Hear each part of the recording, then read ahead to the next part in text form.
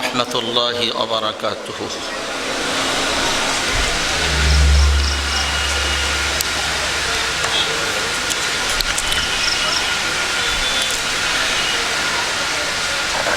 الحمد لله نحمده ونستعينه ونستغفره ونؤمن به ونتوكل عليه ونعوذ بالله من شرور أنفسنا ومن سيئات أعمالنا ومن سيئات أفعالنا ومن سيئات أقوالنا فلا مضل له ومن يضلله فلا هادي له ونشهد أن لا إله إلا الله وحده لا شريك له ولا ضد له ولا ند له ولا أعلى له ولا مولى له ولا ملجأ له ونشهد أن سيدنا وسندنا وحبيبنا وحبيب ربنا وطبيب قلوبنا وأولانا ومولانا محمدا عبده ورسوله صلى الله تعالى عليه وعلى آله وأصحابه أجمعين. أما بعد فقد قال الله تعالى في كلامه المجيد والفرقانه الحميد: أعوذ بالله من الشيطان الرجيم. بسم الله الرحمن الرحيم. إن الذين قالوا ربنا الله ثم استقاموا تتنزل عليهم الملائكة ألا تخافوا ولا تحزنوا وأبشروا بالجنة التي كنتم توعدون. نحن أولياؤكم في الحياة الدنيا وفي الآخرة ولكم فيها ما تشتهي أنفسكم ولكم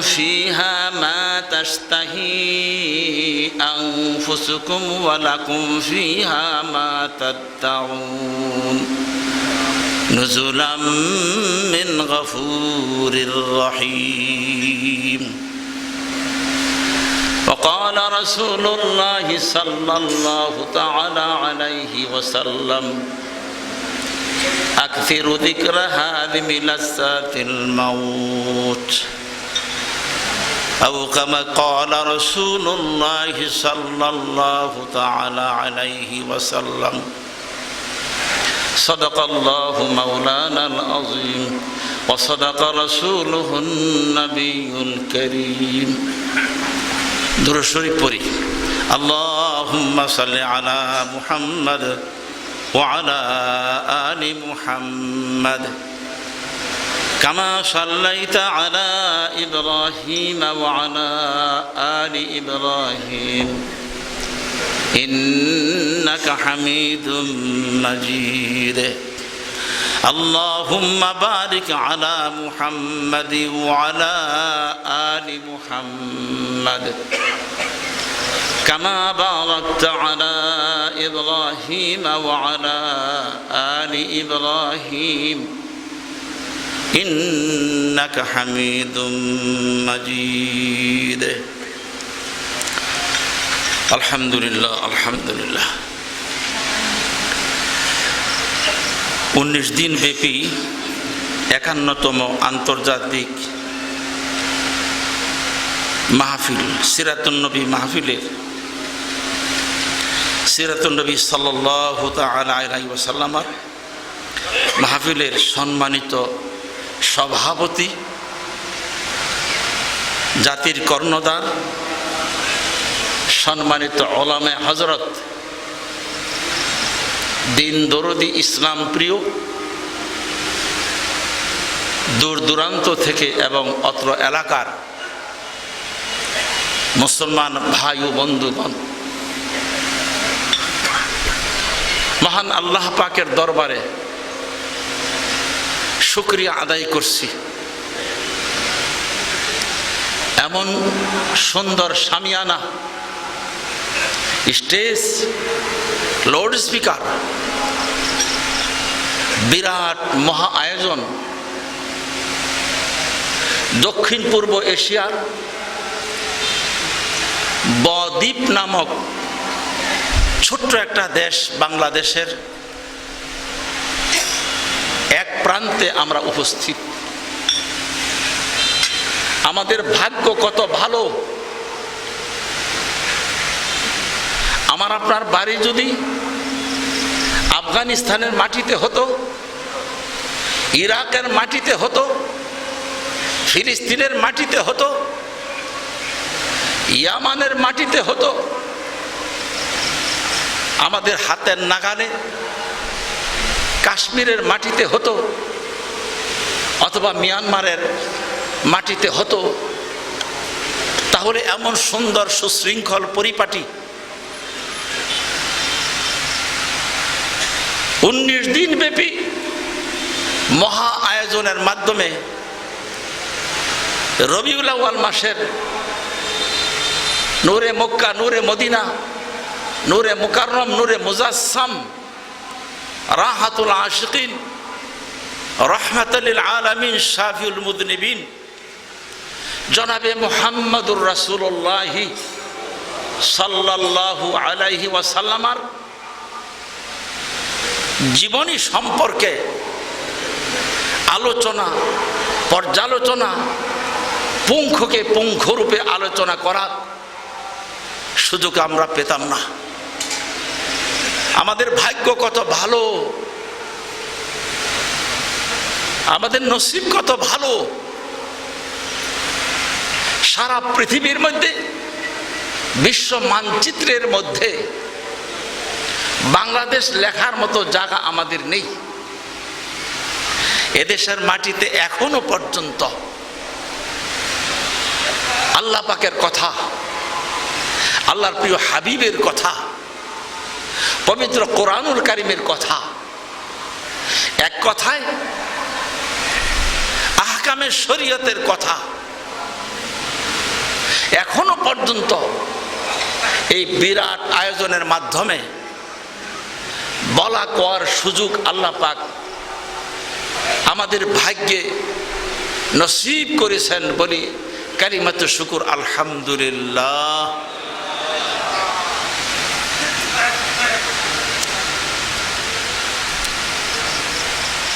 উনিশ দিন ব্যাপী এই আন্তর্জাতিক সিরাতুন নবী সাল্লাল্লাহু আলাইহি ওয়াসাল্লামের এই মাহফিলের আয়োজনের কথা আমি চিটাগাঙে আসা আমার প্রায় 24 বছর চলমান, শুনে আসছি, দেখার ভাগ্য হয় নাই। আপনারা একটু সুযোগ করে দিয়েছেন, এবছর দেখা আল্লাহ পাক আমার ভাগ্যে নসিব করেছেন। আমি কালিমাতু শুকুর দিল থেকে আল্লাহ পাকের প্রশংসা করছি, আলহামদুলিল্লাহ। আগামী 100 বছরে এখানে যে একেবারে ছোট্ট বাবু, একেবারে ছোট্ট শিশু, নিষ্পাপ, নির্ভেজাল, নিষ্কলুষ যে শিশুটি রয়েছে, সেও আগামী 100 বছর পরে হয়তো পৃথিবীর জমিনে থাকবে না, এটাই নিশ্চিত। যাদের আমাদের বয়স, বয়সের ছাপ, দাঁত পড়ে যাচ্ছে, চুল পেকে যাচ্ছে, শরীরের চামড়াগুলো থোবরা হয়ে যাচ্ছে, হাত পা থরথর থরথর করে কাঁপছে। আমাদের অবস্থা কি? আমাকে যে সাবজেক্ট দেওয়া হলো মৌতের যন্ত্রণা এবং বরজখ সম্পর্কে আলোচনা, আমি পবিত্র কোরআনুল কারীমের ছোট্ট একখানা আয়াতে কারিমার অংশ বিশেষ তেলাওয়াত করেছি।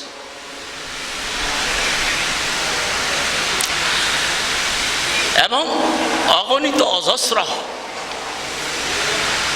জনাবে মুহাম্মদুর রাসূলুল্লাহ সাল্লাল্লাহু আলাইহি ওয়াসাল্লামের জবান নিঃসৃত পবিত্র বাণীর মধ্য থেকে একটা বাণীর অংশ বিশেষ তেলাওয়াত করেছি। আল্লাহ চাহে তো আমার সংক্ষিপ্ত সীমিত এই অল্প সময়ের মধ্যে আমি চেষ্টা করব আপনাদের সামনে এই প্রসঙ্গে কিছু কথা তুলে ধরতে। ওমা তৌফিকি ইল্লা বিল্লাহ। আল্লাহ পাকের সৃষ্টি জগতের মধ্যে আমাদেরকে আল্লাহ পাক একটা উপাধি দিয়েছেন, আশরাফুল মাখলুকাত। আমরা ছোট সময় শুনে আসছি সৃষ্টি জগতের মধ্যে এই পরিমাণ রয়েছে। এখন আধুনা যুগে সায়েন্স, কম্পিউটার, টেকনোলজি, আকাশ স্যাটেলাইট, ফেসবুক, এই যান্ত্রিক যুগের বিজ্ঞানীগণ তথ্য উপাত্ত বের করে তারা সাগরের অতল তলে কি রয়েছে খুঁটে খুঁটে বের করতে সক্ষম হয়েছেন। এই আধুনা যুগে মানুষ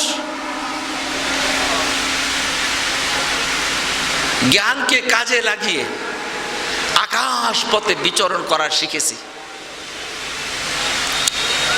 সুতরাং 18,000 মাখলুকাতের কথা সম্ভবত এখনকার যুগে চলবে না। এখন মানুষ পুঙ্খানুপুঙ্খানুরূপে, যেমন ধরেন মোবাইলে কথা বলা যায়, কথা শোনা যায়, ছবি দেখা যায়, ছবি দেখানো যায়, ছবি পাঠানো যায়, আপনার হার্টবিট, আপনার প্রেসার, কেবলা কোন দিকে, এই সমস্ত কিছু এই আধুনা যুগের আমার আপনার হাতের মুঠোর মধ্যে আল্লাহ পাক আয়ত্ত করে দিয়েছেন। আমরা সক্ষম হয়েছি আমাদের হাতের মুঠোর মধ্যে ছোট্ট একটা মোবাইলের মাধ্যমে সারা পৃথিবীকে জানা, সারা পৃথিবী সম্পর্কে জানা এবং বোঝার মতন একটা সুযোগ সুবিধা আল্লাহ পাক আমাদের ভাইকে নসিব করেছেন, বলে আলহামদুলিল্লাহ। আমাদেরকে আল্লাহ পাক উপাধি দিয়েছেন আশরাফুল মাখলুকাত, সৃষ্টির সেরা। হযরত সাহাবায়ে কেরাম বলেছেন, তাআল্লামনাল ঈমান সুম্মা তাআল্লামনাল কুরআন। আমরা প্রথম রহমতে দু আলমের কাছ থেকে প্রথম আমরা ঈমান শিখেছি, তারপরে কোরআন শিখেছি। পবিত্র কোরআনুল কারীম মহাগ্রন্থ, ঐশী বাণী, নিখুঁত, নির্ভেজাল, নিষ্কলুষ। আমি ছোট্ট ভূমিকা এই জন্য বলছি, বোঝার জন্য।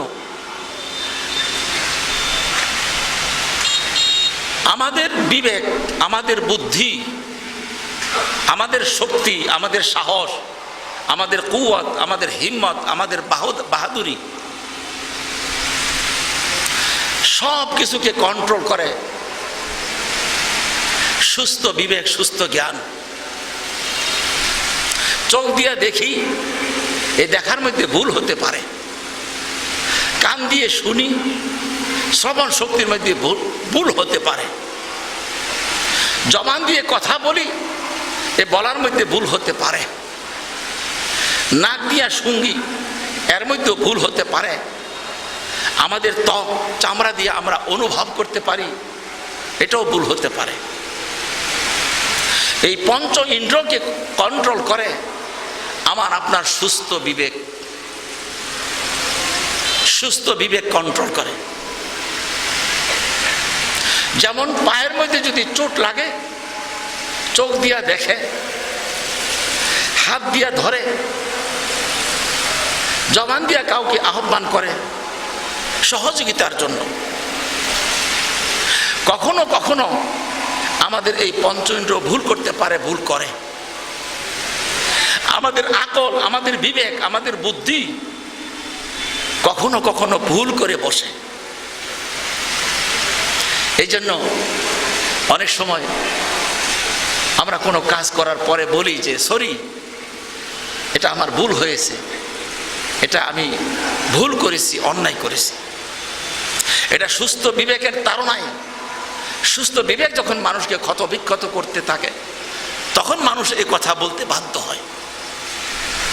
তাহলে বোঝা গেল কি, পঞ্চ ইন্দ্রকে কন্ট্রোল করে মানুষের সুস্থ বিবেক, আর সুস্থ বিবেককে কন্ট্রোল করে ওহির জ্ঞান। পঞ্চ ইন্দ্র ভুল করতে পারে, সুস্থ বিবেকও ভুল করতে পারে, কিন্তু ওহির জ্ঞানের মধ্যে কোনো ভুল নাই। এটা নিখুঁত, নির্ভেজাল, নিষ্কলুষ, একেবারে মাসুম।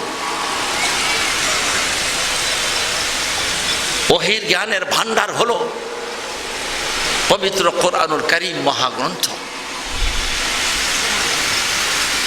আমি আপনাদের সামনে এই মহাগ্রন্থ থেকে সামান্য একটু তেলাওয়াত করেছি। পবিত্র কোরআনুল কারীমের শাব্দিক অর্থ কি? ইন্নাল্লাযীনা ক্বালু রাব্বুনাল্লাহু সুম্মা ইসতাকামু। যে সমস্ত মানুষ আল্লাহকে আল্লাহ বলে জানে, এটা খুব কঠিন কথা। আল্লাহকে আল্লাহ বলে জানা আর আল্লাহকে আল্লাহ বলে মানা। একজন অমুসলিম, ভিন্ন সম্প্রদায়ের মানুষ, সেও কিন্তু আল্লাহকে জানে, কিন্তু আল্লাহকে এক বলে সে মানে না। আল্লাহকে সে জানে, আল্লাহকে বিশ্বাস করে। তাকে যদি জিজ্ঞাসা করা হয়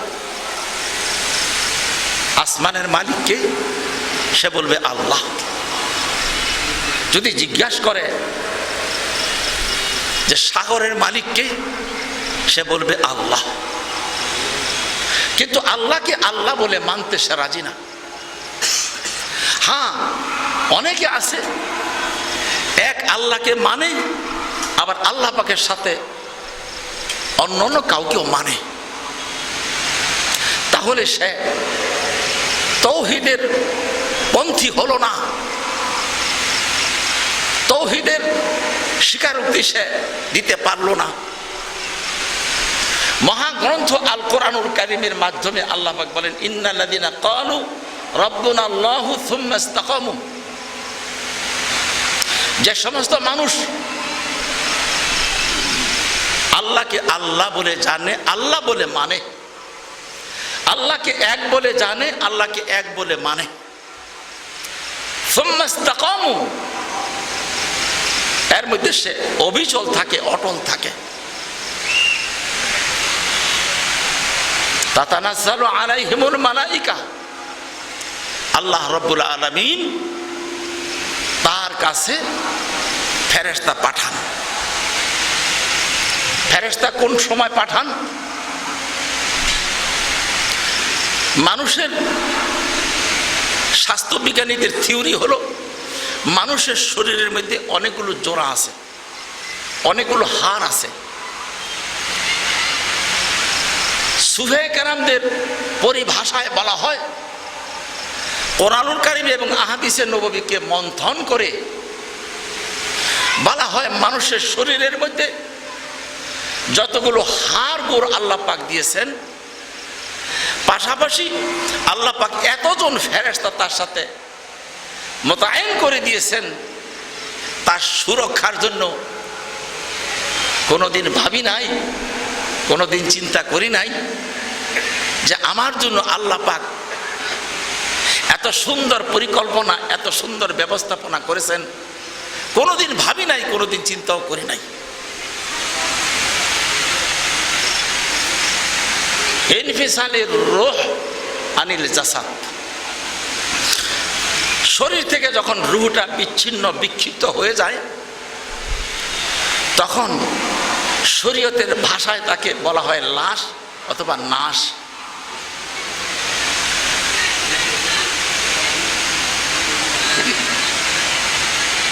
আমার আপনার সন্তান যদি বিদেশ থেকে আসে, আমি মরে গেলাম, সন্তান বিদেশ থেকে আসলো, এয়ারপোর্ট থেকে তাকে আনা হলো, আব্বার লাশ খাটিয়ার মধ্যে রাখা, ছেলের অঝোর দাঁড়ায় কান্না, তার জবান থেকে উচ্চারিত হচ্ছে আমার আব্বা নাই।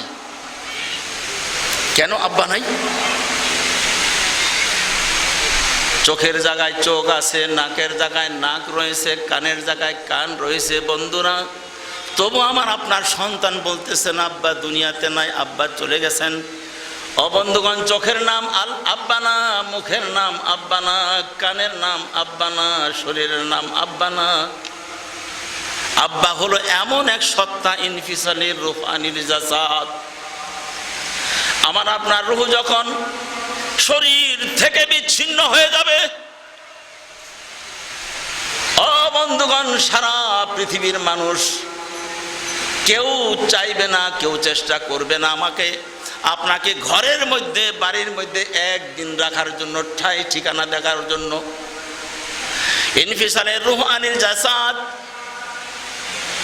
ও বন্ধুগণ, মালাকুল মউত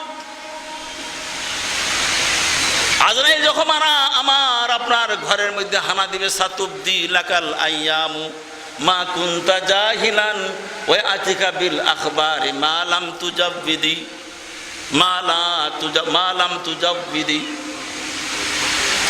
আমার আপনার জন্য খবর নিয়ে এমন একজন পিয়ন, এমন একজন বার্তাবাহক আমার আপনার বাড়ির মধ্যে হানা দিবে রে বন্ধুরা। টাকা চাইবে না, পয়সা চাইবে না, জায়গা চাইবে না, জমি চাইবে না, ঘর বাড়ি চাইবে না, জবরদখল করবে না।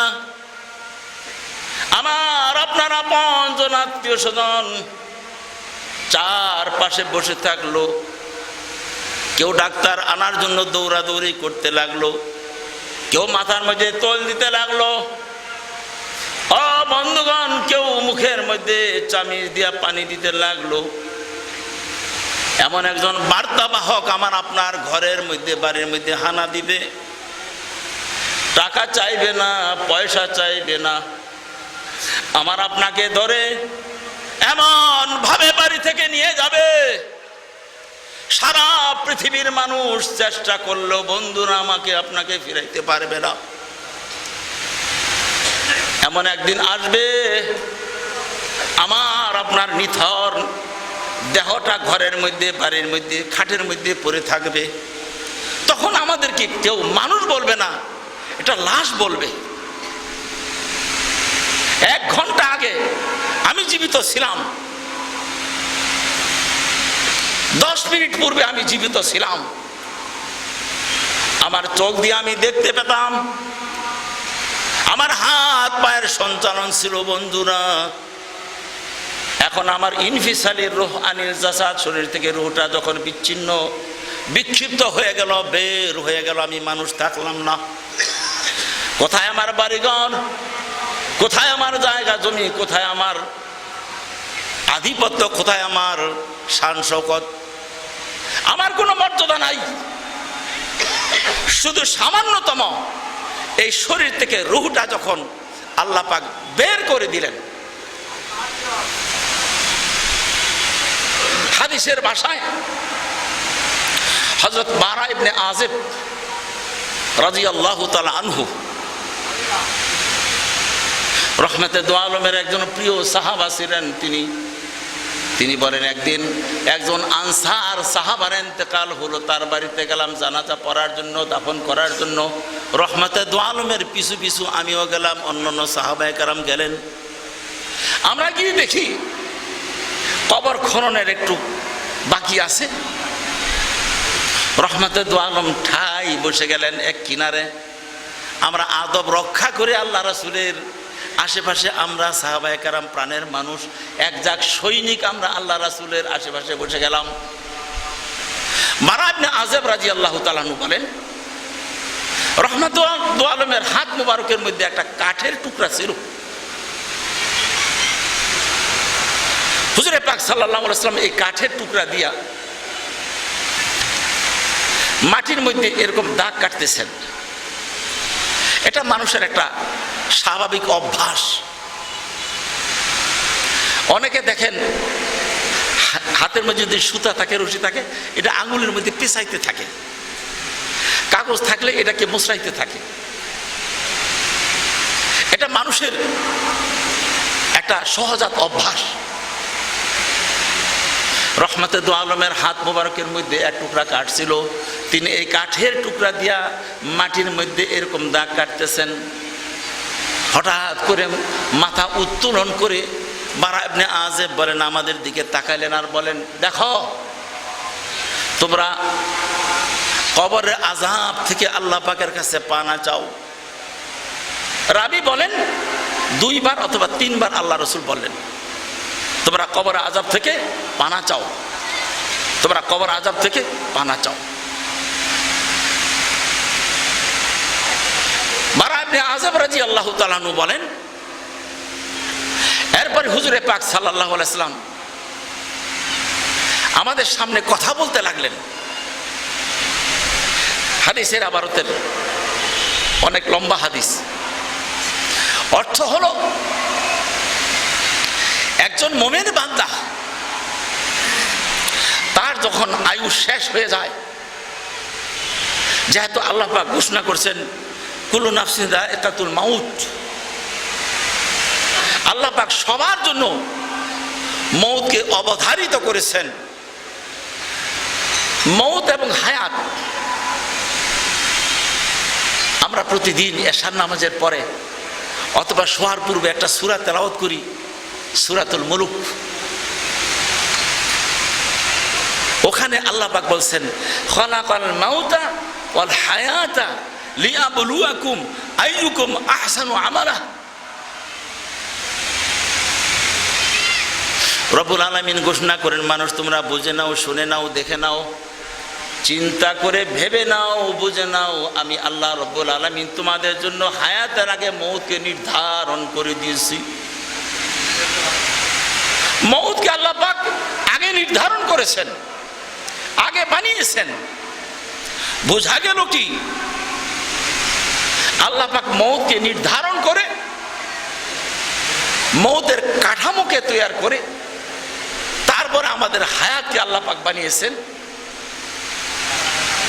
তারপরে আব্বা আম্মার সাক্ষাতের মাধ্যমে আল্লাহ পাক পৃথিবীতে আমাদেরকে প্রেরণ করেছেন। হুজুরে পাক সাল্লাল্লাহু আলাইহি ওয়াসাল্লাম বলেন, শোনো,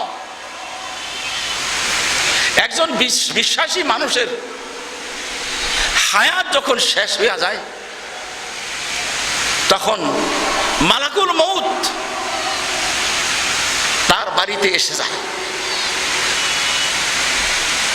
তার বাড়িতে এসে যায়।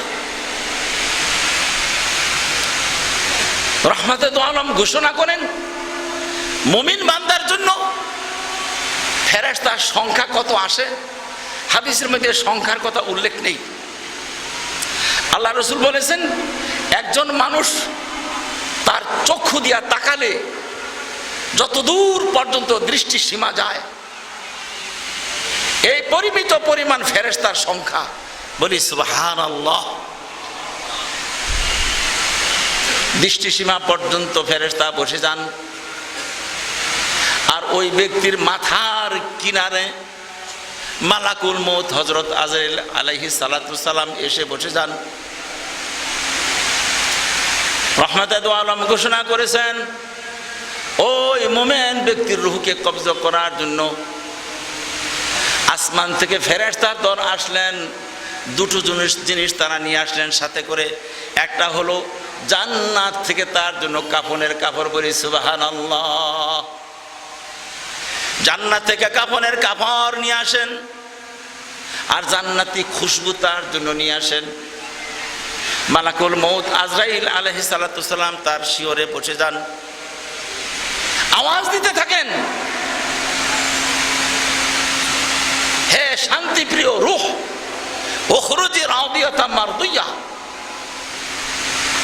উখরুজি মাগফুর আল্লাহ, তুমি বের হয়ে আসো আল্লাহ পাকের ক্ষমার দিকে, আল্লাহ পাকের দয়া দাক্ষিণ্য এবং করুণার দিকে তুমি ফিরে আসো। রহমতে দু আলম ঘোষণা করেন, আজ থেকে 1400 বছর পূর্বে বন্ধুগণ, টেকনোলজি ছিল না, মোবাইল ছিল না, কম্পিউটার ছিল না, কিন্তু আল্লাহ রাসূলের কথাগুলো রহমতে দু আলম এমন যুক্তি দিয়ে বুঝিয়েছেন, এই আধুনা যুগের বিজ্ঞানীরা এই সমস্ত কথা থেকে তারা অনেক কিছু আবিষ্কার করতে সক্ষম হয়েছে। আল্লাহ রাসূল উপমা দিয়েছেন, তার রূহটা কেমন ভাবে বের হয়, শুধুমাত্র তার মধ্যে ঈমান থাকার কারণে, তার মধ্যে ইয়াকিন থাকার কারণে, তার মধ্যে আল্লাহ পাকের বিশ্বাস থাকার কারণে। রহমতে দু আলম ঘোষণা করেন, হযরত সাহাবা কেরাম সামনে শ্রোতা হিসাবে তারা শুনছেন যে ওই মুমিন ব্যক্তির রূহ কেমন ভাবে বের হয়, যেমন মশক থেকে বা কোনো পাত্র থেকে যখন পানি ডালা হয়, তখন সোজাভাবে সহজভাবে সরলভাবে একেবারে ক্ষিপ্র গতিতে যেমনি ভাবে দপদপ করে এই মশক থেকে, এই পাত্র থেকে, পাণ্ড থেকে পানিগুলো পড়তে থাকে, আর পানি যদি শেষও হয়ে যায় তাহলে সুন্দরভাবে টপ টপ করে পানিগুলো পড়তে থাকে। রহমতে দু আলম ঘোষণা করলেন, শোনো, মুমিন ব্যক্তির রূহ তার শরীর থেকে এমন ভাবে বের হয়ে আসে যেমনি ভাবে মশক থেকে পানি সহজভাবে বের হয়ে আসে।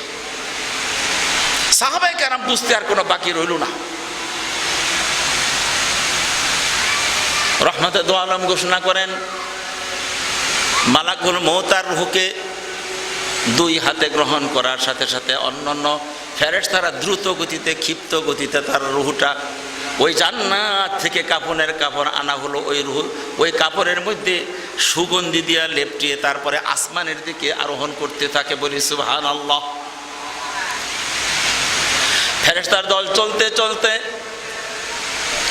আসমানের দিকে যখন উঠতে লাগলেন, আসমানের ফেরেশতারা জিজ্ঞাসা করলেন, এই রূহ কার? মালাকুল মউত এবং অগণিত অজস্র ফেরেশতারা বলতে থাকবেন, পৃথিবীতে তার সুন্দর নাম নিয়ে আর তার আব্বার নাম সহ। মাসালা হলো, হাসরের ময়দানে হিসাবের বেলায় আমরা অনেক মানুষ লজ্জায় অধীর হয়ে যাব, লজ্জায় আমরা ভীত হয়ে যাব শুধু নামের কারণে। বিকৃত নাম এটা কবিরা গুনাহ। নামকে বিকৃত করে ডাকা, নামকে বিকৃত করা, এটা শরীয়তে অনুমোদন দেয় না। সুতরাং ওই ফেরেশতারা ওই ব্যক্তির সুন্দর নাম, তার আব্বার নাম সহ ওখানে বলে দিবেন যে উমুকের সন্তান, উমুকের রূহ।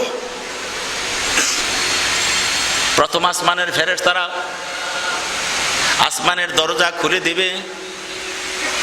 প্রথম আসমানের ফেরেশতারা চলতে চলতে চলতে চলতে দ্বিতীয় আসমান পর্যন্ত তাদেরকে আগায়া দিবে। বলি সুবহানাল্লাহ।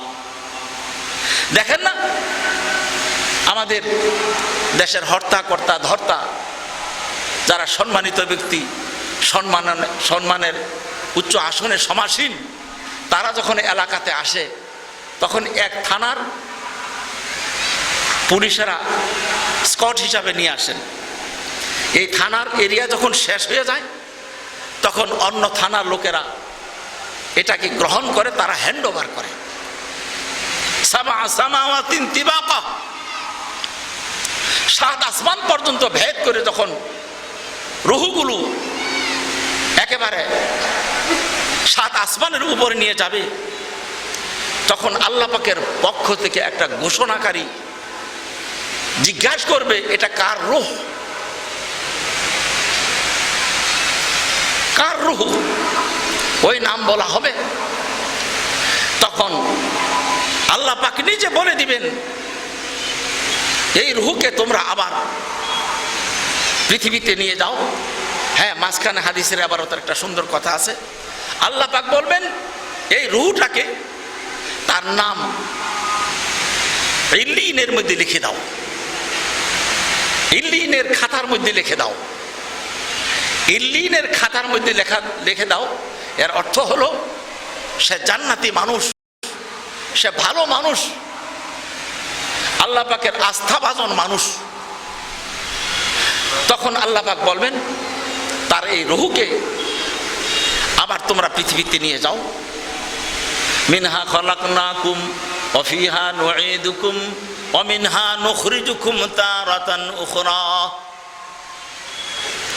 রব্বুল আলামিন বলেন, আমি তোমাদেরকে এই মাটি থেকে বানিয়েছি, আমরা এই মাটির সাথে মিশিয়ে দিব, আবার এই মাটি থেকে তোমাদেরকে আমি উত্তোলন করব হিসাবের বেলায়।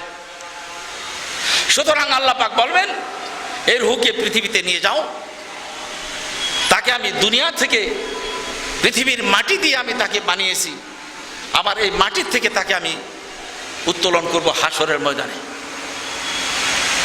এই রূহকে নিয়ে আসবে। সাহাবায়ে কেরাম কিন্তু বসা আছেন। সাহাবায়ে কেরামদের মধ্যে এই রাবি হলেন হযরত বারা ইবনে আযিব রাদিয়াল্লাহু তাআলা। তিনি বলেন, হুজুরে পাক সাল্লাল্লাহু আলাইহি সাল্লাম বলেন, তার রূহকে যখন তার দেহের মধ্যে ঢুকানো হবে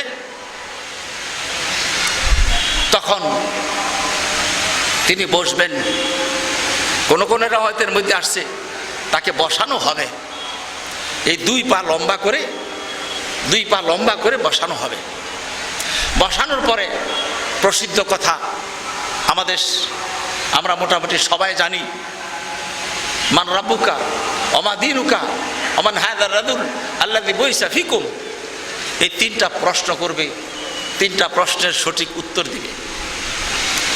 অন্য আরেক হাদিসের মধ্যে হুজুরে পাক সাল্লাল্লাহু আলাইহি সাল্লাম বলেন, যখন কোনো মাইয়িতকে কবরের মধ্যে রাখা হবে, কোনো ঈমানদার মানুষকে যখন কবরের মধ্যে রাখা হবে, তখন যদি রাত্রের বেলায় থাকে, রাত 12টা ধরেন বা দিনে 12টা, তখন কবর থেকে মানুষ আর হওয়ার পরে ইয়াতিয়ানে মালাকানে ফায়াজলিসান ফায়াকুলান, বন্ধুগণ 2 জন ফেরেশতা আসবে, তাকে প্রশ্ন করবে, প্রভুর সাথে তোমার সম্পর্ক কি ছিল? এই প্রশ্ন করার সাথে সাথে ওই ব্যক্তি বলবে, আমাকে পেরেশানি করিও না। বলেন না সুবহানাল্লাহ। আমাকে হয়রান করিও না, পেরেশানি করিও না। হায় হায়, আমার নামাজের সময় তো চলে যাচ্ছে, পশ্চিম গগনে সূর্য অস্তমিত হয়ে যাচ্ছে, আমার আসরের নামাজ কাজা হয়ে যাচ্ছে, আমাকে নামাজ পড়তে দাও, আমাকে নামাজ পড়তে দাও, আমাকে বিরক্ত করিও না। আল্লাহু আকবার, আল্লাহু আকবার। একজন ইমানদারের কত দাম! সে বরজখের জগতে চলে গেলেন, যে সময় তাকে দাফন করা হোক না কেন, যদি সে খাঁটি ইমানদার হয়ে থাকে, তখন সে দেখতে পাবে তার শরীরের সাথে রূহ সংযোগ দেওয়ার সাথে সাথে সে দেখতে পাবে পশ্চিম গগনে সূর্য অস্তমিত হয়ে যাচ্ছে, আর বলতে থাকবে আমাকে নামাজ পড়তে দাও, আমাকে বিরক্ত করিও না। যাই হোক, হুজুরে পাক সাল্লাল্লাহু আলাইহি সাল্লাম বলেন, এই তিনটা প্রশ্ন করার পরে তিনটা প্রশ্নের উত্তর ইমানদার ব্যক্তি দিবে। বলেন আলহামদুলিল্লাহ, আলহামদুলিল্লাহ। আল্লাহ পাক যেন ওই দিন এই তিনটা প্রশ্নের উত্তর যেন আমরা দিতে পারি। তৃতীয় যে প্রশ্ন, ওমান হাদার রাদুল আল্লাযী বুইসা ফীকুম, তার সাথে তোমাদের সম্পর্ক কি ছিল, তার সাথে তোমাদের পরিচিতি কি ছিল, তাকে তোমরা চিনো কিনা। বন্ধুগণ, রবিউল আউয়াল মাস, প্রতি বছর রবিউল আউয়াল মাস আমার আপনার সামনে ঘরের কড়া নাড়তে থাকে, বেল বাজাইতে থাকে। ও মুসলমান, রবিউল আউয়াল মাস এসেছে, ও মুসলমান, রবিউল আউয়াল মাস এসেছে। ডক্টর আল্লামা ইকবাল বলেছেন, ও মুসলমান তুমি আর ঘুম যেও না।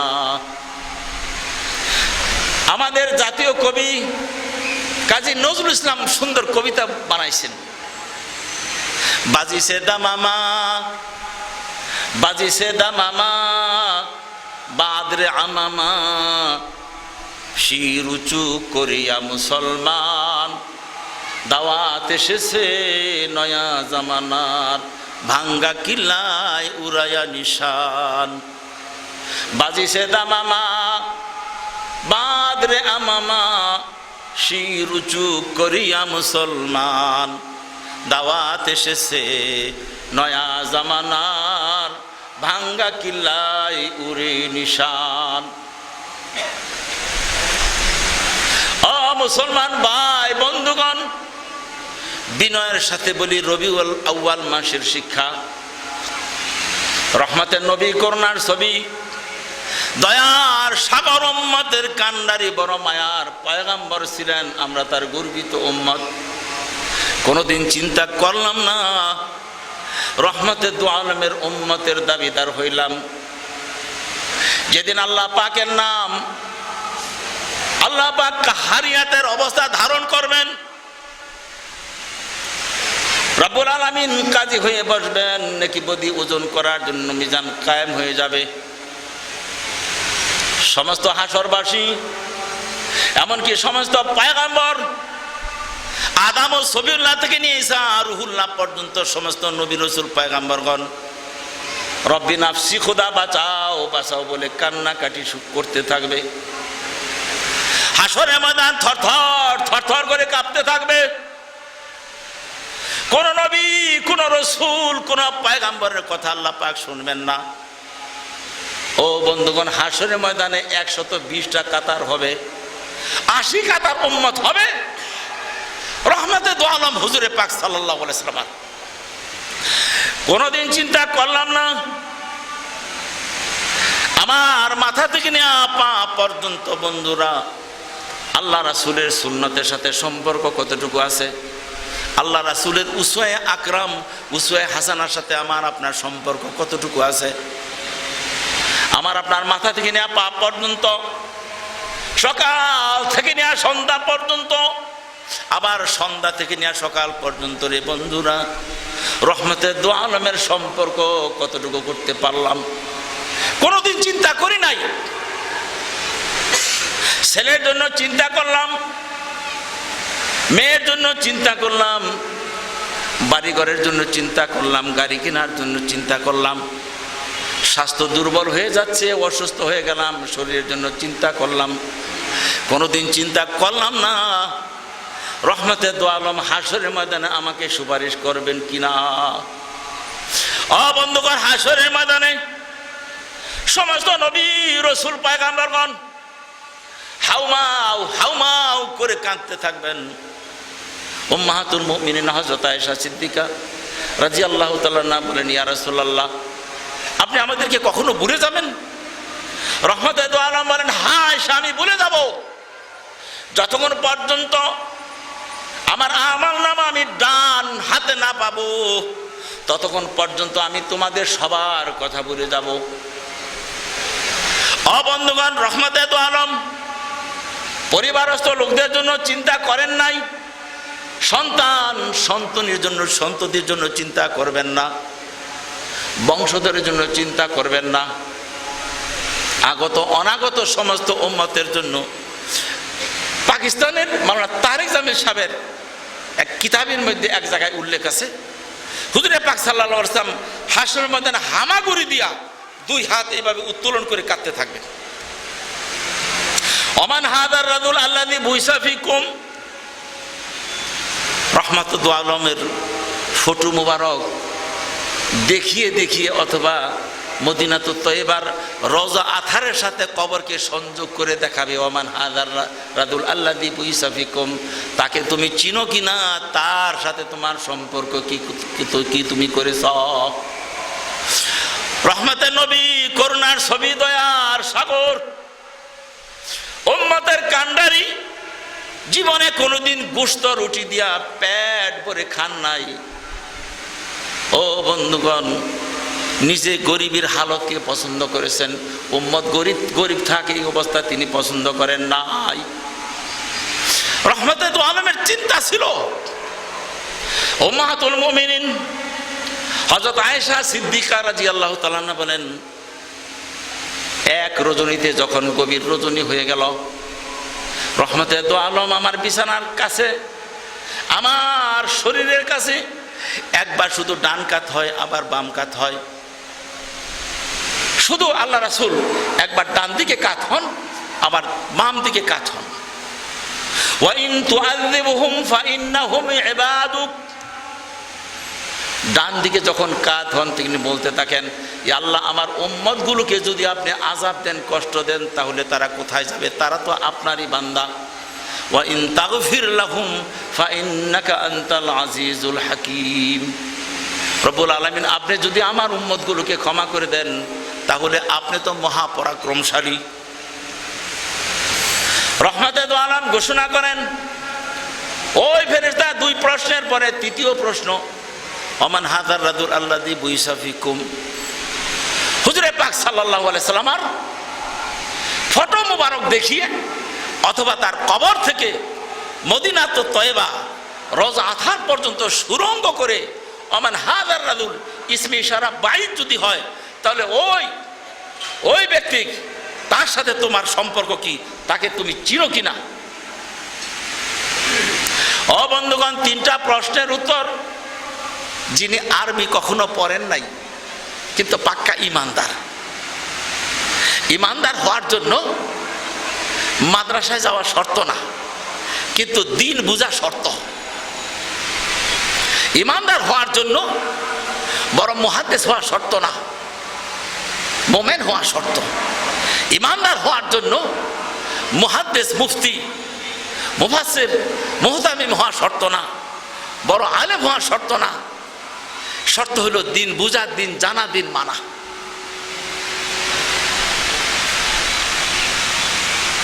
এই জন্য হুজুরে পাক সাল্লাল্লাহু আলাইহি ওয়াসাল্লাম বলেন, এই তিনটা প্রশ্নের উত্তর যখন সঠিকভাবে সে দিয়ে দিলেন,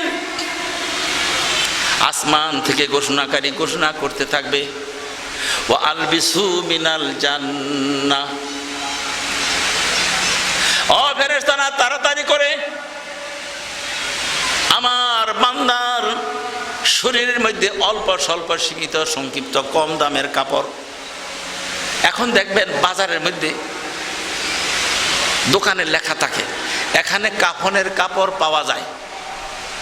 আপনাদের এই সাতকানিয়া এলাকায় আসেনি এমন দোকানদার? আমাদের ঢাকাতে আছে।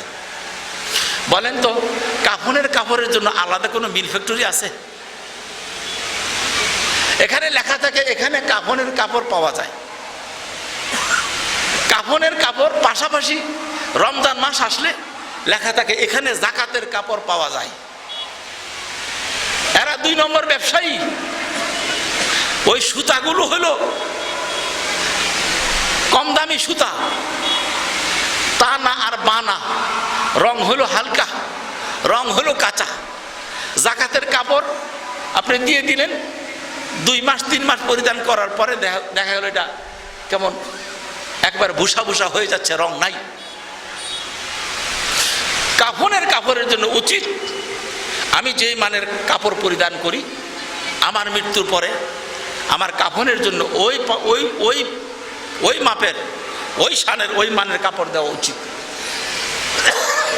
অথচ আমাদের দেশ প্রথা হলো মার্কিন সবচেয়ে কম দামের কাপড়গুলো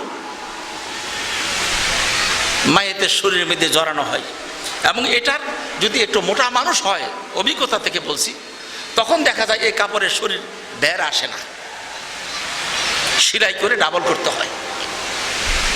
ওয়া আলবিসু মিনাল জান্নাহ, ঘোষণাকারী ঘোষণা করবে, আমার বান্দা পৃথিবীর থেকে কষ্ট ক্লেশ উঠিয়ে কবর দেশে পৌঁছে গেল, তাকে তার জান্নাতের পোশাক তাকে পরিধান করিয়ে দাও। ওয়া আফরিশু মিনাল জান্নাহ, ছোট্ট একটা ঘটনা বলি। দারুল উলুম দেওবন্দের প্রধান মুফতি ছিলেন মুফতি আজিজুর রহমান সাহেব রহমতুল্লাহ আলাই। উনি হজরত রশিদ আহমদ গাঙ্গুহি রহমতুল্লাহ আলাইহির খলিফা ছিলেন। উনি ফতোয়া দারুল উলুম লিখছেন 12 খণ্ডে, 12 ভলিউমে। তো উনি দারুল উলুম দেওবন্দের যে প্রথম মসজিদ, ছাত্তা মসজিদ যেটাকে বলা হয়, সামনে একটা ডালিম গাছ ছিল। এই কয়েক বছর আগে ডালিম গাছটা কেটে দিয়েছে। আমরা যখন লেখাপড়া করছি ওখানে, তো মুখতাসরুল মানি, তাফসিরে বাইজাবি, শরহে জামি, শরহে ইবনে আকিল, এগুলি কঠিন কিতাব। অনেক সময় বুঝে না আসলে দেখতাম যে ছাত্ররা ওখানে গিয়ে একটু ঘোরাঘুরি করছে, আবার আইসা কিতাব খুলে কিতাব বুঝে আসছে। যাই হোক, এগুলি কোনো দলিলের কথা না। এর পাশে ছোট্ট একটা মসজিদ। দারুল উলুম দেওবন্দের বাউন্ডারির বাহিরে হইল 5টা মসজিদ, আর ভিতরে হইল 3টা মসজিদ। সর্বসাকুল্যে 8টা মসজিদ দারুল উলুম দেওবন্দের। আপনি তকবিরুল্লাহ যদি এক জায়গাতে থেকে আপনার ফৌত হয়, 5 মিনিট পরে অন্য জায়গায় হচ্ছে, ওখানে আপনি তকবিরুল্লাহ পাবেন। দ্বিতীয় জায়গায় পান নাই, তৃতীয় জায়গায়। বাহিরে 5টা মসজিদ আর ভিতরে 3টা মসজিদ, এই 8টা মসজিদ। তো 7টা মসজিদের পাশে ছুটি মসজিদ নাম। মুফতি সাহেব রহমাতুল্লাহ আলাইহি এই মসজিদে থাকতেন। ছোট্ট একটা হুজরা, ছোট্ট একটা রুম, এই রুমের মধ্যে উনি থাকতেন। তো এই রুমের মধ্যে উনি একদিন আরাম করতেছেন। তো ওনার এক ছাত্র ফয়জুল বারি ফি শরহে বুখারী, ফয়জুল বারি ফি শরহে বুখারী, কাতাবাহু বদরে আলম মিরটি। উনি আনোয়ার শাহ কাশমী রহমতুল্লাহ আলাইহির ছাত্র ছিলেন। উনি ওই কিতাব লেখছেন। উনি আবার মুফতি সাহেবের সাথে তাসাউফের সম্পর্ক ছিল। তো একদিন মুফতি সাহেবের রুমে এসে দেখে যে উনি শুয়ে আছেন, হাত পা গুটিয়ে, পা বাঁকা করে, হাত বাঁকা করে উনি শুয়ে আছেন, আরাম করতেছেন। তো বদরে আলম মিরটি রহমতুল্লাহ বলেন, হযরত, पायर को जरा सीधी करके सोना ताकि राहत मिले, आराम मिले। हुजूर आपने पाগুলো একটু বাঁকা না করে, কুজু না করে, সোজা করে শুয়ে যান। কারণ সোজা করে শুইলে মেডিকেল সায়েন্স বলে তার শরীরের শিরা, উপশিরা, শরীরের এর গোশতের এই জোড়াগুলো সবগুলো এরকম স্বাভাবিক হয়ে যায়। তখন রাহাত, শান্তি হয়, তার শরীরের মধ্যে এরকম আরাম বোধ করেন, ঘুম এসে যায়, ভালো ঘুম হয়। তো বদরে আলম মিরটি রহমতুল্লাহ আলাইহি বলেন, হযরত, पायर को जरा सीधी करके सोना ताकि राहत मिले। मुफ्ती साहब बोलें, हाँ भाई, पायर को सीधी करके सोने का जगह वो दुनिया नहीं, वो तो कब्र है। बोलें ना सुभान अल्लाह। बदर आलम मिनटी तुम कान खुले शुने नाओ, आमार काछ थेके सबक ग्रहण करे नाओ। একজন মুমিন ব্যক্তির জন্য পা সোজা করে শোয়া দুনিয়ার জমিন না, ওইটা হইল কবর। মাউতু কাসিন কুল্লু নাফসিন শারিবু, কবর বাইতিন কুল্লু নাফসিন দাখিলু। খলিফাতুল মুসলিমিন হযরত উসমান জিন্নুরাইন রাদিয়াল্লাহু তাআলা আনহু রাস্তা দিয়ে চলছেন, কবর দেখে ঠাই দাঁড়িয়ে গেলেন। দুই চক্ষু বেয়ে বেয়ে দরদর দরদর করে পানি পড়তে লাগলো। দাড়ি পর্যন্ত ভিজে চপ চপ চপ চপ হয়ে গেল। হযরত সাহাবায়ে কেরাম বলেন, খলিফাতুল মুসলিমিন, জান্নাতের কথা মনে করে জাহান্নামের আগুনের কথা মনে করে আপনি এত করুণভাবে রো রো করে কোনোদিন কান্না করতে দেখে নাই, অথচ গোরস্থানের সামনে দাঁড়িয়ে কেন আপনি রো রো করে কান্না করছেন? ও বন্ধুরা, কবর দেখা যায়, কবরের আযাব দেখা যায় না, কবরের শান্তি এবং শাস্তি কোনোটাই দেখা যায় না। বদরে আলম মিরুটি রহমতুল্লাহ আলাইকে মুফতি সাহেব বললেন, হ্যাঁ ভাই, मोमिन के लिए पैर को सीधी करके सोने का जगह वो दुनिया नहीं, वो तो कब्र है। मोमेনের জন্য পা সোজা করে শোয়া এটা দুনিয়ার জায়গা না, দুনিয়ার খাট পালং না, দুনিয়ার বাড়ি ঘর না, দুনিয়ার আরামের কেদারা না, এটা হলো কবরের মাটি। রহমতে দু আলম বলেন, ওই ব্যক্তির জন্য ঘোষণা করা হবে, ওয়া আলবিসু মিনাল জান্নাহ, জান্নাতের জোড়া তার গায়ের মধ্যে পরিধান করে দাও। ও বন্ধুগণ, টান দিয়ে ফসকে মেরে এরকম ওই মার্কিন কাপড় খুলে ফেলবে আর জান্নাতের পোশাক ওই ব্যক্তির গায়ের মধ্যে পরিধান করে দিবে। বলি আলহামদুলিল্লাহ। ওয়া আফরিশু মিনাল জান্নাহ, ও বন্ধুগণ, শরীর থেকে যখন রুহটা বের হয়ে যাবে, আমাকে আপনাকে কেউ ভালোবাসবে না, সামান্য সময়ের জন্য কান্নাকাটি করবে, আহাজারি রুনাজারি করতে থাকবে।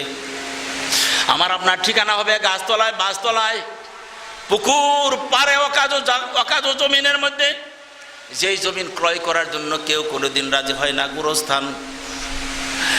এ বন্ধুরা আমার, রহমতে দু আলম ঘোষণা করলেন, ঘোষণাকারী বলবে, ওয়া আফরিশু মিনাল জান্নাহ,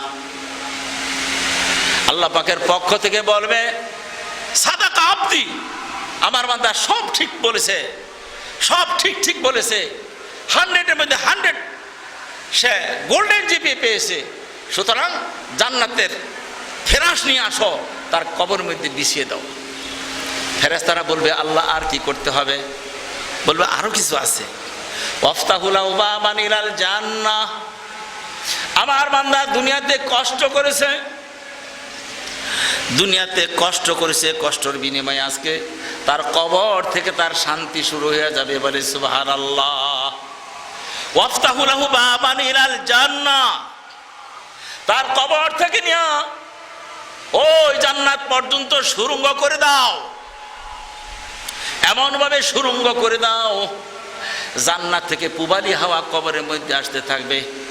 আর বলা হবে, বান্দা তুমি ঘুমাও, তুমি ঘুমাও, মাউতু কাসিন কুল্লু নাফসিন শারিবু কবর বাইতিন কুল্লু নাফসিন দাখিলু।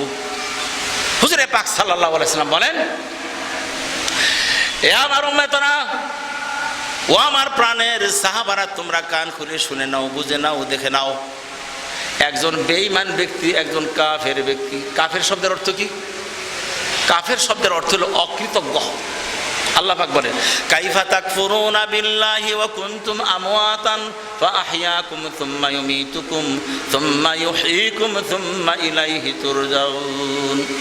আল্লাহ পাক আফসোস করে বলে, কাইফা তাকফুরুনা, ও মানুষ, তুমি কেমন করে নাশুকরিয়া করো, কেমন করে কুফরি করো, কেমন করে তুমি অকৃতজ্ঞ হও। ওয়া কুনতুম আমওয়াতান, অথচ তুমি ছিলে মৃত।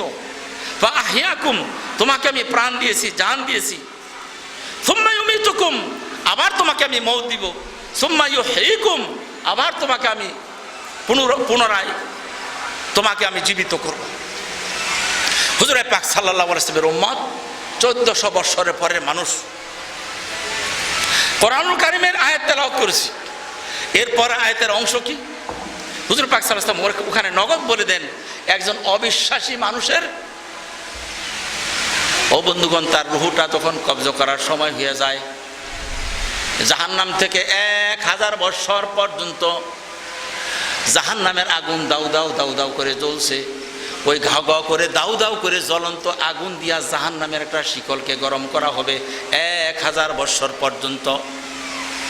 অগণিত অজস্র ফেরেশতা আসবে, মালাকুল মউত আজরাইল আলাইহিস সালাম আসবেন, তার ঘরে এসে হানা দিবেন, খুজুহু, ধরো, বাঁধো তাকে। ও বন্ধুগণ, ওই ব্যক্তির চোখের সীমা পর্যন্ত ফেরেশতাগুলো বসে যাবে। জাহান্নাম থেকে কোরআনুল কারীমের আয়াত দ্বারা বোঝা যায় যে এরকম পাটের ঝুটের চট, আগে চট ছিল যে ওই চট, অথবা এরকম সেরা ময়লাযুক্ত কাপড়, দুর্গন্ধযুক্ত কাপড় নিয়ে আসবে। মালাকুল মউত তার শিহরে বসে যাবে, আর মালাকুল মউত বলতে থাকবে, হে রূহ, হে অভিশপ্ত রূহ, বলেন নাউজুবিল্লাহ, হে অভিশপ্ত রূহ বের হয়ে যা, আল্লাহর গজবের দিকে বের হয়ে যা, আল্লাহর অসন্তুষ্টির দিকে বের হয়ে যা। ও বন্ধুগণ, ওই ব্যক্তির রুহটা তার শরীরের মধ্যে ছটফট ছটফট ছটফট করতে থাকবে। রুহকে পালানোর জন্য যেখানে যেখানে জায়গা আছে রুহটা পালাইতে চেষ্টা করবে, কিন্তু এই রুহ পালাইতে পারবে না, পারবে না, পারবে না। যেহেতু তাকে জিজ্ঞাসা করা হবে সামনে, এখন তার রুহ বের করবে। হুজুরে পাক সাল্লাল্লাহু আলাইহি ওয়াসাল্লামের হাদিসে মুবারক থেকে হযরত মুহাদ্দিসিনে কেরাম বের করছেন, রগ সহ উল্টো ভাবে তার রুহকে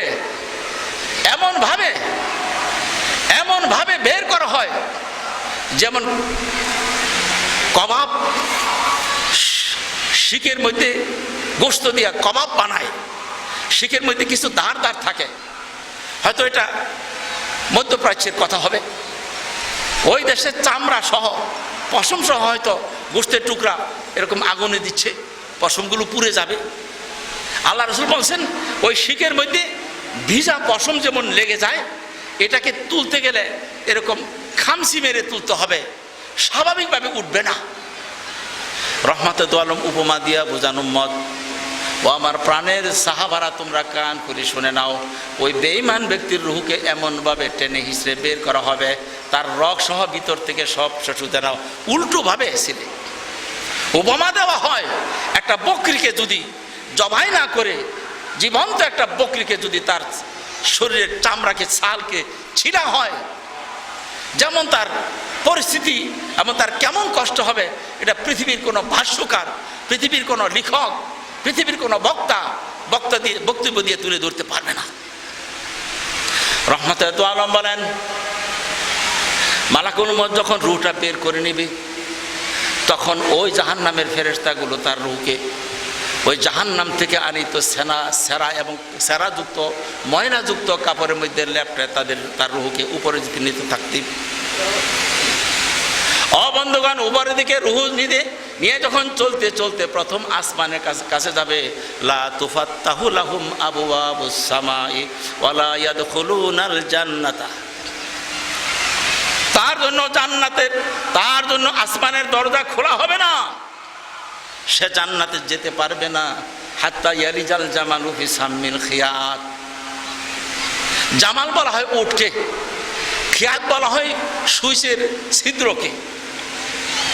রব্বুল আলামিন উপমা দিয়েছেন, যেমনি ভাবে একটা সুইচের ছিদ্র দিয়া একটা উটকে প্রবেশ করানো অসম্ভব, ঠিক এই বেঈমান ব্যক্তি কশিন কালো সে জান্নাত পাবে না, জান্নাত পাবে না, জান্নাত পাবে না।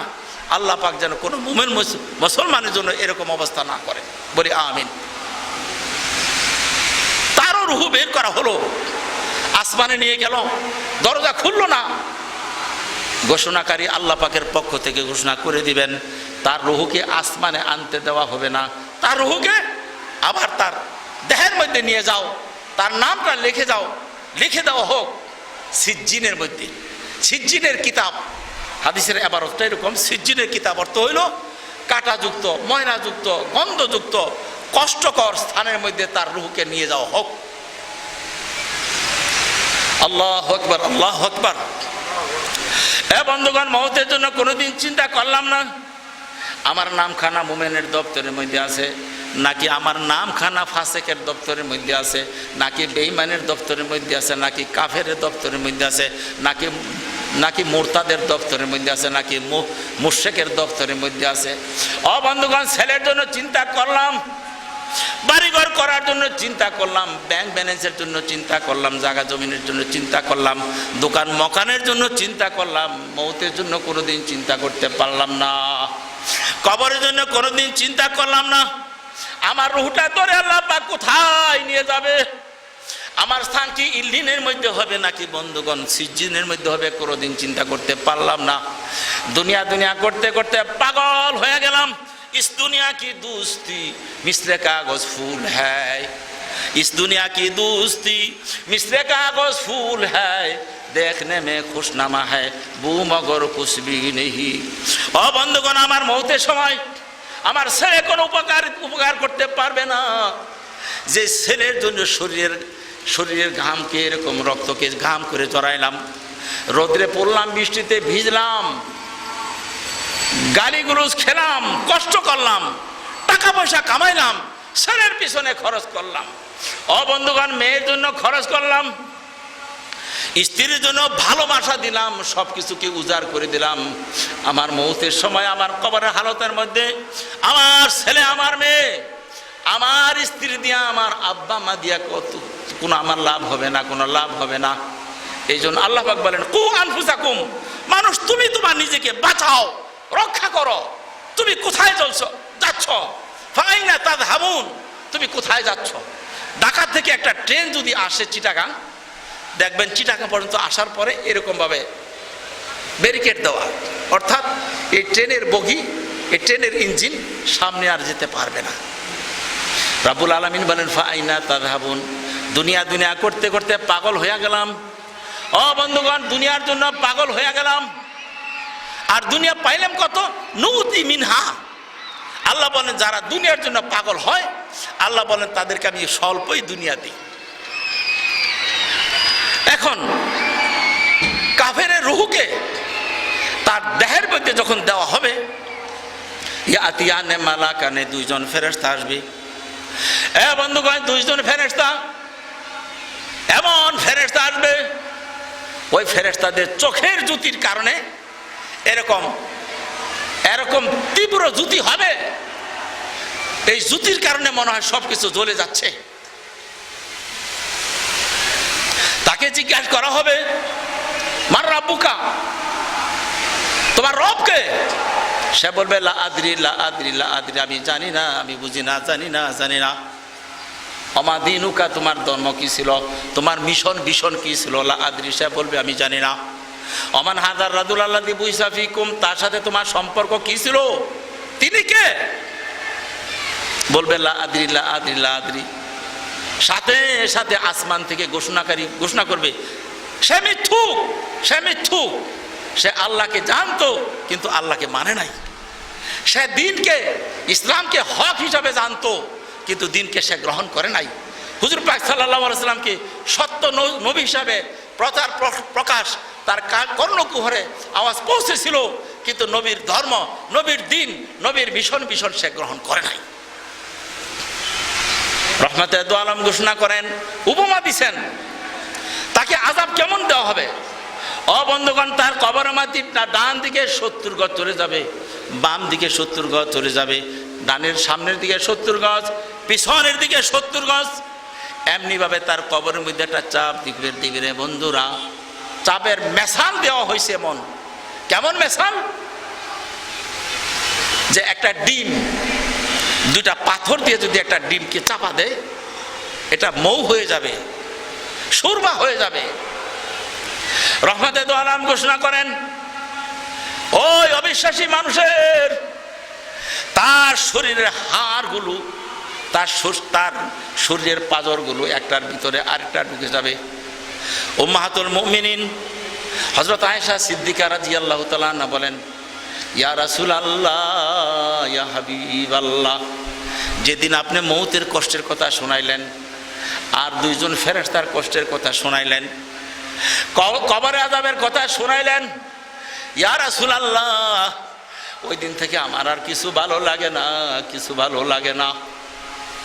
উম্মাহাতুল মুমিনিন, যার শানে কোরআনুল কারীমের সূরা নূর 18 নম্বর পারার মধ্যে বেশ কয়েকটা আয়াত কারিমা নাজিল হয়েছে, সে উম্মাহাতুল মুমিনিন বলতে লাগলেন, ইয়া রাসূলুল্লাহ, মৌতের কথা শোনাইলেন, কবরের আযাবের কথা শোনাইলেন, আমার খাওয়া দাওয়া ভালো লাগে না, আমার ওযু গোসল ভালো লাগে না, ঘুম কোনোদিন আমার আরামে ঘুমাইতে পারি নাই।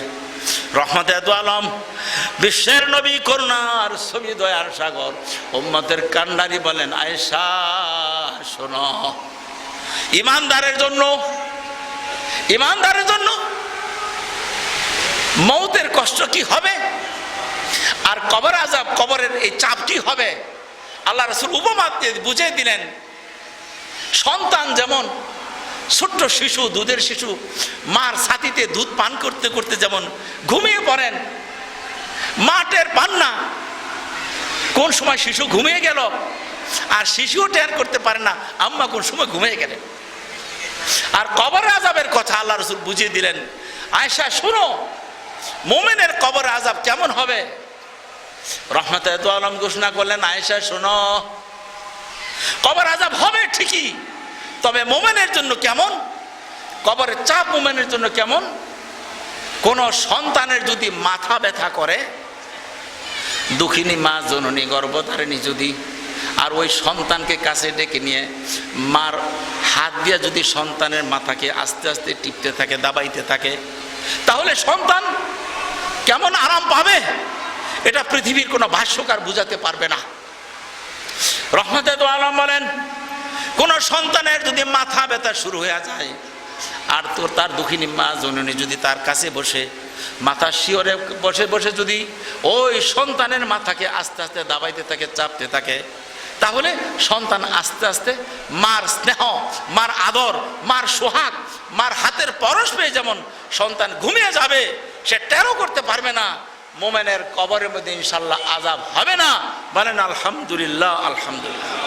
আল্লাহ পাক মানুষ হিসাবে আল্লাহ পাক আমাদের মওতও লিখেছেন, হায়াতও দিয়েছেন। বুদ্ধিমানের কাজ হলো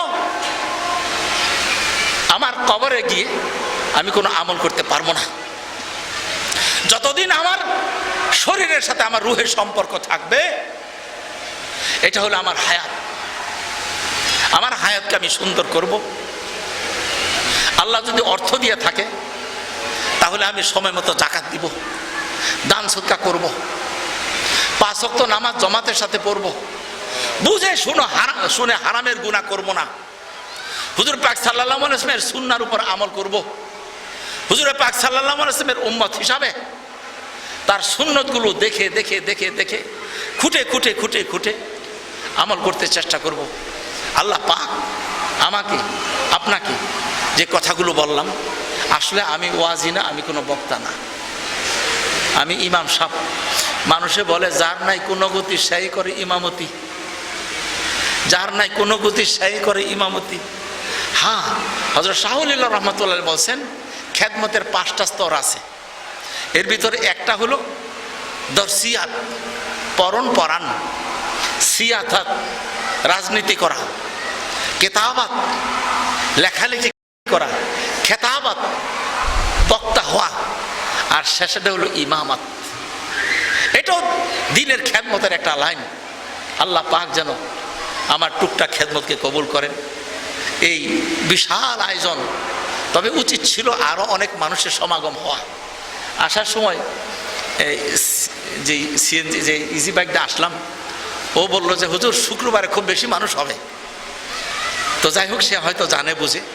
তবে আমি বেশ আগের থেকে এই চুনতিয়া শাহ সাহেব রহমতুল্লাহ আলাইহির একটা বিরাট নাম, ওনার সম্পর্কে একটা মোটামুটি আইডিয়া আমার আছে। আর আপনাদেরকে দেখে ভালো লাগলো। তবে আরও ভালো হতো, আরও সুন্দর হতো যদি মানুষের সংখ্যা আরও অধিক হতো।